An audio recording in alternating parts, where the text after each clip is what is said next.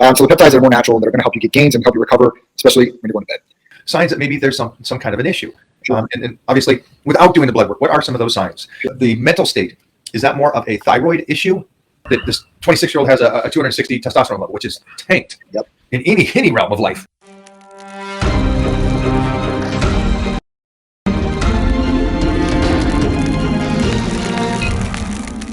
He reminds me of like an old school Lee Haney.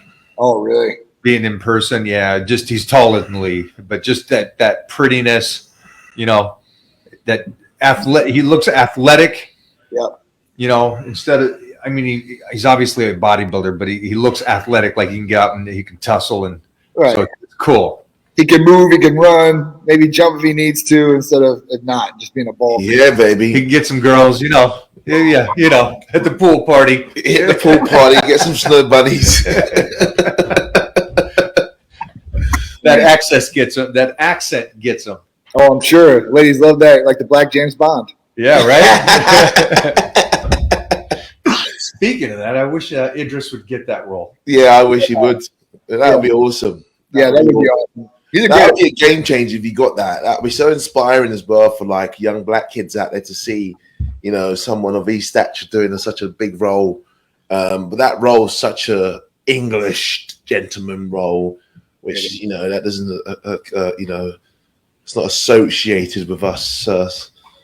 I think it does for him. I think it is. I mean, when you think about it, he's a great actor. I think for me, I think he's probably one of the best I've ever seen come out of the UK because of the things that he's done. I mean, I first came across him from The Wire. Yep. That's the first time I came across Idris Elba from The Wire when I started watching The Wire, and I just got hooked on it, and I just loved him from there. So that was a long time ago. When you start thinking about The Wire. So yeah, I came across him then, and he's just gone from strength to strength to strength. I mean, one of my favorite roles that he plays is actually in Nelson Mandela's story when he played Mandela. Oh wow! To me, that's probably one of my favorite role that he's played. I know he's played other roles, but that's such a iconic man that it needs someone special to play his role. To tell a story of Nelson Mandela. It's good when you can find a cat like that. Yeah, you've got to do it right, and you've got to find someone with similar stature. And Idris can box, so Nelson Mandela boxed. A lot of people didn't know that. I like Idris because in real life, he's a badass. Yeah, that's good. He's a big, I'm still that old school that I love the 80s action hero guys that were legit action and can tussle. Yep. With that being said, I know that we're talking about old school 80s, and when I first asked Wally about blood work, you're 43 now. 43, 24th of 4th, 1980. I don't want to put words in your mouth, but you said that this last year or last couple of years, you felt like you should do your blood work. Yeah, so Mike asked me prior to us going live and jumping on. Do you have any specific questions that you want to ask? And, my question to you would be like, at what age would you recommend that you start getting your blood work done? Like, I mean, I didn't really care about my blood work in my 20s and 30s, to be frankly honest with you. But as I got into my 40s, I guess you could call it a midlife crisis. You can call it like an epiphany, whatever you want to call it. But I felt like, I needed to get regular blood work because, I felt like, what are my levels saying? What do I need to improve on? Right. These are all the things that were going through my head at the time. So, the question basically is, what age should you start getting your blood work done? Yeah, that's a great question, right? And it's a very common question a lot of people ask. So, what I would say is I always tell people, listen, the earlier you start getting your blood work done, the more that you start knowing about yourself. So if you start getting blood work, let's say at 21 years old, I don't think, you need extensive blood work as a kid, right? You definitely might need to run like a CMP, a comprehensive metabolic panel, check how their liver, their kidneys are, they look at their cholesterol, whatever. You can do that. Most pediatricians and stuff like that do not run blood tests on kids like that. And even for my son, which Mike has met, when he was about, 10 years old, I ran the full panel, what I ran on a regular adult male on him. Because I wanted to make sure, hey, listen, his testosterone's good, IGF-1 is good. I mean, he was over the 99th percentile or 100th percentile almost in his age group, but I still want to make sure.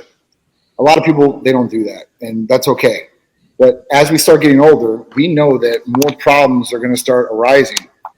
And, with everything else going on, depending on who the person is, what their lifestyle has been their whole life. So let's say that they've been obese or overweight their whole life.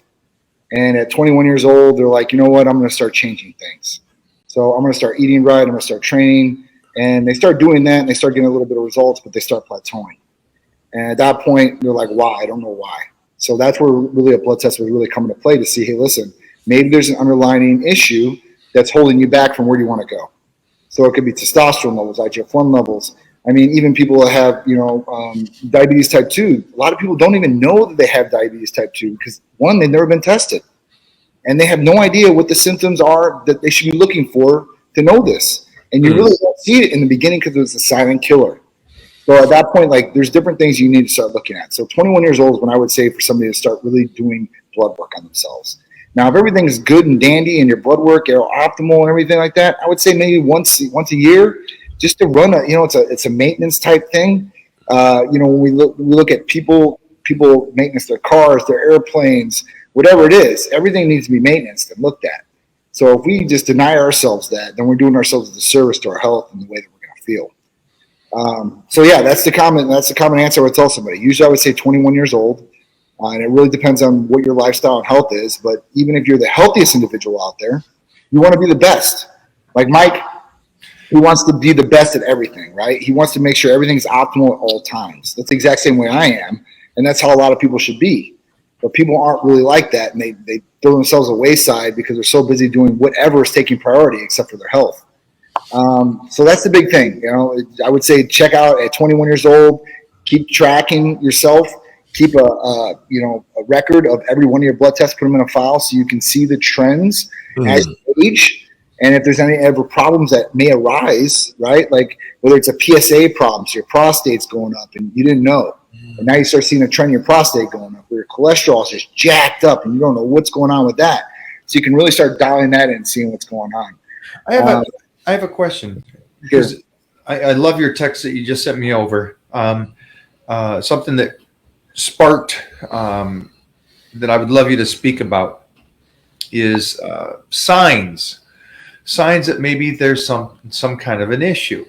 Sure. And obviously without doing the blood work, what are some of those signs? Sure. And you were talking about belly fat, and I've always understand belly fat could be a sign of you're eating bad. Obviously we know this. I'm not speaking of that, but I'm speaking of that maybe you are working out, maybe you are exercising, eating somewhat healthy, but you still have this extreme belly fat. Can you kind of talk about what this could be implementing or stating about your blood work? Sure. So symptoms that people should be looking for that may be occurring as they get older, or if they're in their 20s per se, right? Because there's guys in their 20s that have hormone deficiencies or imbalances, and there's females too as well. So when we start looking at some of the symptoms, these are very common symptoms that you might not even recognize, and you're putting off to something else you're putting the blame on, right? So ones are energy. There's tons of people out there have lack of energy. They go to sleep at night for 8 to 10 hours, and they still wake up groggy. They don't understand why they can't get good sleep.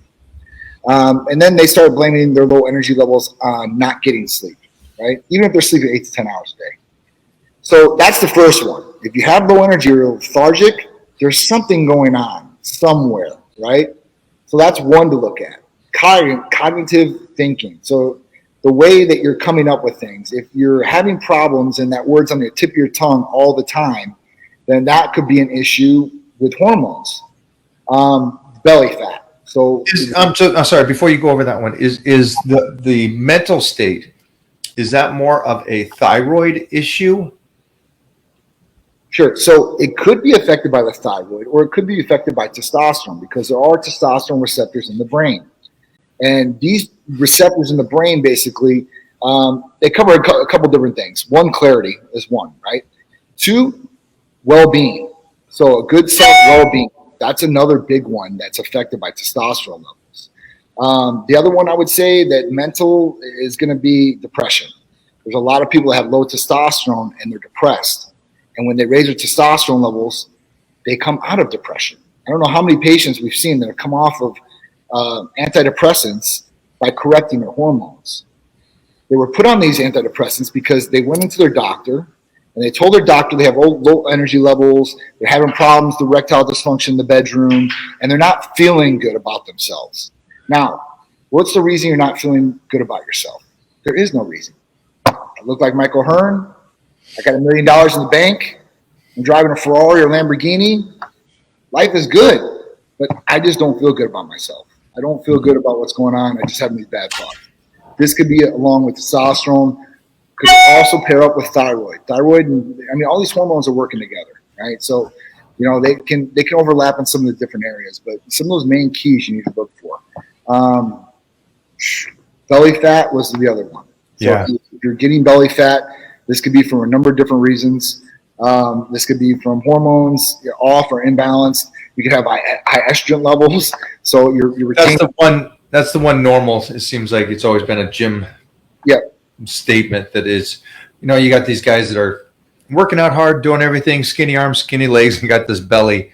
So the estrogen might be a little skinny fat man. The big issue that I see is a lot of people, if they do go to general practitioners and get the testosterone covered by insurance, which God bless if you do, is that these general practitioners aren't giving the full gambit of what they really need. So when they're taking testosterone, we know it's going to aromatize into estrogen and DHT and these different hormones.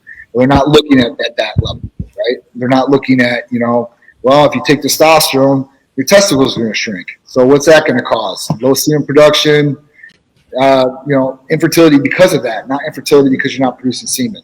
But it is because you're not producing semen. It's not because you're becoming infertile, excuse me. So these are just some of the things that they need to look at, because those guys go on testosterone, things change for 2 to 3 weeks, and then at that point they start feeling lethargic again, and then they start gaining a whole bunch of weight. Girls too, the exact same thing happens to them. So if you're not balancing the different hormones, you're going to be up shit creek, excuse my language, with how you're feeling or what results you might be getting. And there might be negative results, and you're thinking this should be a positive thing, not a negative thing. So just for anybody at home, again, I think, and I was talking to Wally about this too, is that back in my competitive years, there wasn't really something that was available like this, that you can go over to Titan Medical and get your blood panel, especially if you use my Titan, tell them Titan sent you for $150, which Wally is from the UK, and he was just saying that that's very inexpensive. Very cheap. So you guys have that luxury over here to get that done and just kind of see where those things are at. And again, going back to your point about if you're feeling a little tired and stuff like that.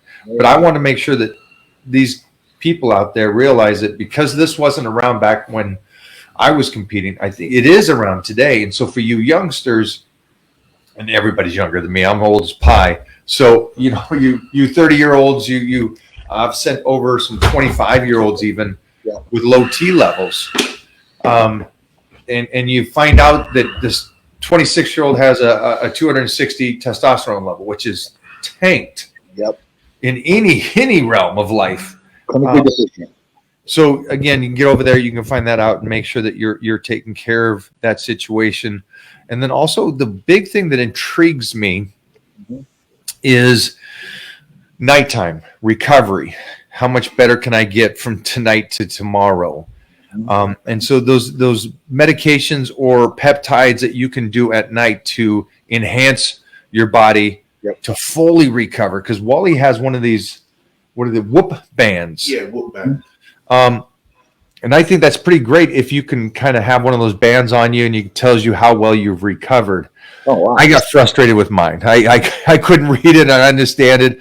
I might be out of that demographic of that comprehension of the computers and stuff, but I do want to recover. I want to get better every single night, and I want to be able to go in and train the next day. So some of the options that these guys can do, which are natural, peptides. Sure.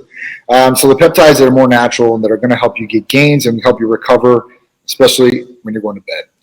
We're going to cover the basic GHRH peptides, growth hormone releasing hormone peptides. So CJC 1295 with ipamorelin. That's 2 peptides in 1 vial that you're getting. They work systemically together. And at that point, they're going to raise IGF-1 levels. And it's going to help your pituitary naturally produce your own growth hormone. So if you're a little bit low on growth hormone or you're in the middle of the road, this is going to be something for you to be able to use. And one, it's going to help with lean body mass. It's going to help with better sleep. So if you're getting better REM sleep, we've talked about this multiple times, how your recovery is going to be better because you're getting more quality sleep. It's not about the quantity, it's about the quality all the time. This is everything that you do in life. It's all about quality and not quantity. So, with this, those are the ones. CJC 1295 with epinephrine, and then we talk about MK677. So that's ibutamoren. That's a capsule you would take every day, and you take it before bedtime if you didn't want to eat. So if you do take this in the daytime, it's going to make you famished. I mean, like if you've ate a buffet before, you're going to take this, and 15 minutes later, you're going to want to eat another buffet. That's how it works as far as stimulating the G-relin, the hunger hormone in the body, and that increasing growth hormone levels in the body too as well, IGF-1 levels specifically, because IGF-1 turns into growth hormone in the liver. So that's where you're going to get all the benefits from. So those two therapies right there. If I had to say another therapy that we do that could help with sleep, that could improve these different things too as well, might be our Titan Serenity. And Titan Serenity has a couple different components in it. And these things definitely help as far as distributing hormones and helping with better sleep. So we talk about L-theanine. So L-theanine is an amino acid, and that amino acid is to help you relax. So there's two types of sleepers out there usually. There's people that can't go to sleep, and there's people that can't stay asleep. So the first guy is like, the wheels keep turning. Oh, I can't go to bed because, man, I'm thinking about tomorrow and this and what I got going on. The second person's like, all right, I'm going to go to sleep. Go to sleep, and then I wake up. It's 2 a.m. Damn, I got to go back to bed. It's 3:30 in the morning, 4 o'clock in the morning. That's me. That's me too. Yeah. I got to get some sleep here because tomorrow I'm not going to be worth a damn. So, the L-theanine, the magnesium in it, and the taurine, these two things work together as far as to relax you and to give you a good night's rest. It's also used for people who have social anxiety. There's a lot of people out there that have anxiety, and they have it when they go into social avenues, whether it's an event or a nightclub or whatever it is. They have these social anxieties, and they can use half a dose and still be cognitively awake and not be drowsy and put out. That's none of the three of us. No. Yeah.